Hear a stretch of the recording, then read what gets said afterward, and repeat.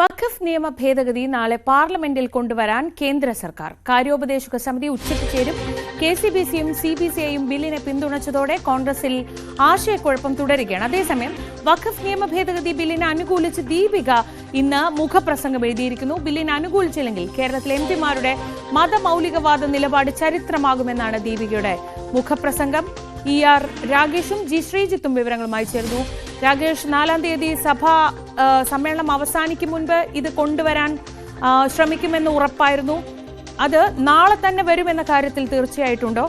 കോൺഗ്രസ് ഈ വിഷയത്തിൽ ഇപ്പോൾ ഇങ്ങനെ പരസ്യമായി ക്രൈസ്തവ സഭകൾ ഇങ്ങനൊരു നിലപാടെടുക്കുന്നതോടെ എത്രത്തോളം പ്രതിരോധത്തിലാവുന്നുണ്ട്? ശ്രീജ, വെള്ളിയാഴ്ച വരെയാണ് ബജറ്റ് സമ്മേളനം. അപ്പോൾ ഇന്ന് ഏതായാലും സഭയുടെ അജണ്ടയിൽ ഇല്ല വഖഫ് ബില്ല്. അപ്പോൾ 3 പ്രവൃത്തി ദിവസമാണ് ബാക്കിയുള്ളത്. ഏതായാലും ഇന്ന് എപ്പോൾ ബില്ല് വരും എന്ന കാര്യം ഉച്ചയോടുകൂടി അറിയാം. കാര്യോപദേശക സമിതി 12:30-ക്ക് ചേരുന്നുണ്ട്. അതിൽ പ്രധാനപ്പെട്ട അജണ്ട വഖഫ് തന്നെയാണ്. അതിനുശേഷം സ്പീക്കറുമായും പാർലമെന്ററി കാര്യമന്ത്രി കിരൺ റിജിജു ചർച്ച നടത്തും. ഏതായാലും നാളെ എപ്പോൾ ബില്ല് തുടങ്ങിയ കാര്യങ്ങളിൽ കാര്യോപദേശക സമിതിക്ക് ശേഷം പ്രതികരണമുണ്ടാകും. നേരത്തെ കഴിഞ്ഞ ദിവസം കിരൺ റിജിജു പ്രതികരിച്ചപ്പോൾ പറഞ്ഞ കാര്യം എത്രയും വേഗം ബിൽ പാസ്സാക്കിയെടുക്കും, അതാണ് ലക്ഷ്യമെന്ന പ്രതികരണമാണ് അദ്ദേഹത്തിന്റെ ഭാഗത്തു നിന്നുണ്ടായത്. അപ്പോൾ ഈ 3 ദിവസത്തിനുള്ളിൽ തന്നെ ബില്ല് കൊണ്ടുവരും. അതായത് നാളെ ഒരുപക്ഷെ ലോക്സഭയിൽ കൊണ്ടുവന്ന് മറ്റന്നാൾ രാജ്യസഭയിലും പാസ്സാക്കി ഇത് നിയമമാക്കുന്ന നീക്കത്തിലേക്കായിരിക്കും കേന്ദ്ര സർക്കാർ കടക്കുക. ഏതായാലും ആദ്യ സമയത്തൊക്കെ ഒരു അവ്യക്തത ഈ ബജറ്റ് സമ്മേളനത്തിൽ തന്നെ ഉണ്ടാകുമെന്ന് അത്തരം അവ്യക്തതകൾ ഉണ്ടായിരുന്നെങ്കിൽ പോലും ഇപ്പോൾ അതിൽ നിന്ന് ഒരു പടി കേന്ദ്ര സർക്കാർ ഇപ്പോൾ വേഗത്തിലായിരിക്കുകയാണ്. അതിന്റെ ഭാഗമായി തന്നെയാണ് ഇപ്പോൾ കാര്യോപദേശക സമിതി ഇന്ന് ചേരുന്നതും നാളെ കൊണ്ടുവരാനുള്ള നീക്കത്തിലേക്കും ഇപ്പോൾ കേന്ദ്രം കടക്കുന്നത്. ഏതായാലും കോൺഗ്രസിലും ഒപ്പം തന്നെ NDAയിലും ഒരുപോലെ ആശയക്കുഴപ്പം ഇക്കാര്യത്തിലുണ്ട്. പ്രത്യേകിച്ച് കോൺഗ്രസിനെ ആശയക്കുഴപ്പം ഉണ്ടാക്കുന്ന പ്രധാനപ്പെട്ട കാര്യം KCBCയുടെയും CBCIയുടെയും നിലപാടാണ്. പ്രത്യേകിച്ച് മുൻപം ചൂണ്ടിക്കാണിച്ചുകൊണ്ടാണ് ക്രൈസ്തവ സംഘടനകൾ ഈ ബില്ലിനെ അനുകൂലിച്ച് വോട്ട് ചെയ്യണമെന്ന നിലപാടിലേക്ക് ഇപ്പോൾ കടന്നിരിക്കുന്നത്. ഏതായാലും ചില കോൺഗ്രസ് MPമാർക്കെങ്കിലും എല്ലാ വ്യവസ്ഥകളെയും എതിർക്കേണ്ടതില്ല എന്നൊരു നിലപാട് അവർ എത്തിച്ചേർന്നിട്ടുണ്ട്. ചില നേതാക്കളെങ്കിലും അക്കാര്യം തുറന്നു പറയുകയും ചെയ്യുന്നുണ്ട്. ഏതായാലും കോൺഗ്രസ് ഒരു അന്തിമ തീരുമാനത്തിലേക്ക് ഇപ്പോൾ ഈ ഘട്ടത്തിൽ എത്തിയിട്ടില്ല.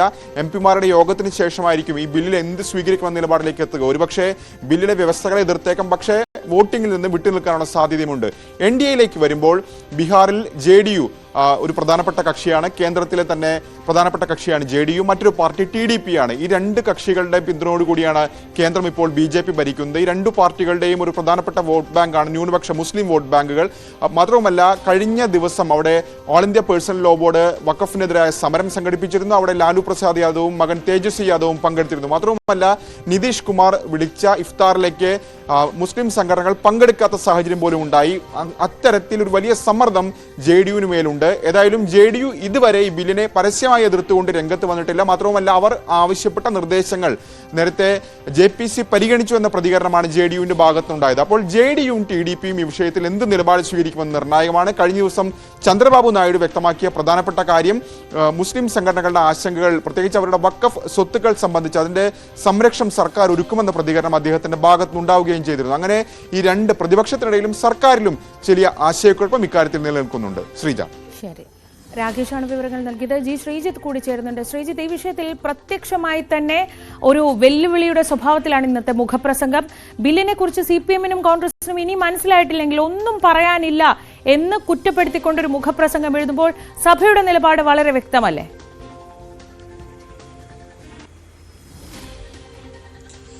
തീർച്ചയായും ദീപികയുടെ ലേഖനം ഒരു പരിധിവരെ സഭയോട് ചേർന്ന് നിൽക്കുന്ന നിലപാട് KCBC അടക്കം ഇതിനകം തന്നെ ചൂണ്ടിക്കാണിച്ചത്, ക്ലിമീസ് കാത്തോലിക്ക ബാവ അടക്കം ചൂണ്ടിക്കാണിച്ചത് ഇത് തന്നെയാണ്.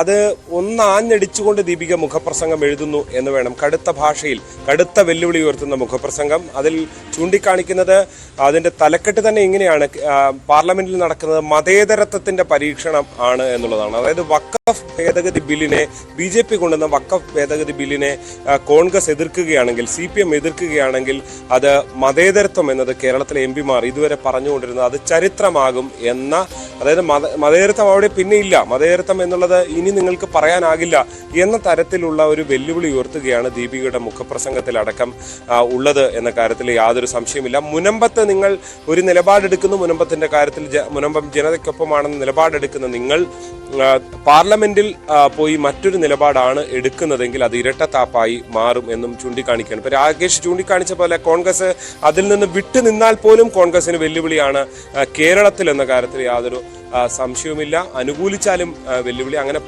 പലതരത്തിലുള്ള വെല്ലുവിളികൾ നിൽക്കുന്ന ഒരു രാഷ്ട്രീയ പരീക്ഷ കൂടിയാണ് കോൺഗ്രസിനെ സംബന്ധിച്ച്. അവിടെയാണ് വലിയ സമ്മർദ്ദമായി സാധാരണഗതിയിൽ ഏതെങ്കിലും കത്തോലിക്ക കോൺഗ്രസോ ദീപികയോ ഒക്കെ മുഖപ്രസംഗം എഴുതുന്നതിനും അപ്പുറത്തേക്ക് സഭ തന്നെ നേരിട്ടെത്തി, നേരത്തെ രാകേഷ് ചൂണ്ടിക്കാണിച്ച പോലെ രംഗത്തെത്തിയതോടുകൂടി ഇതൊരു കടുത്ത രാഷ്ട്രീയ പരീക്ഷയായി കൂടി മാറുകയാണ് കേരളത്തിലെ ഇടതുമുന്നണിക്കും ഒപ്പം തന്നെ അതിനും അപ്പുറത്തേക്ക് UDF-ലുള്ള കോൺഗ്രസിന്.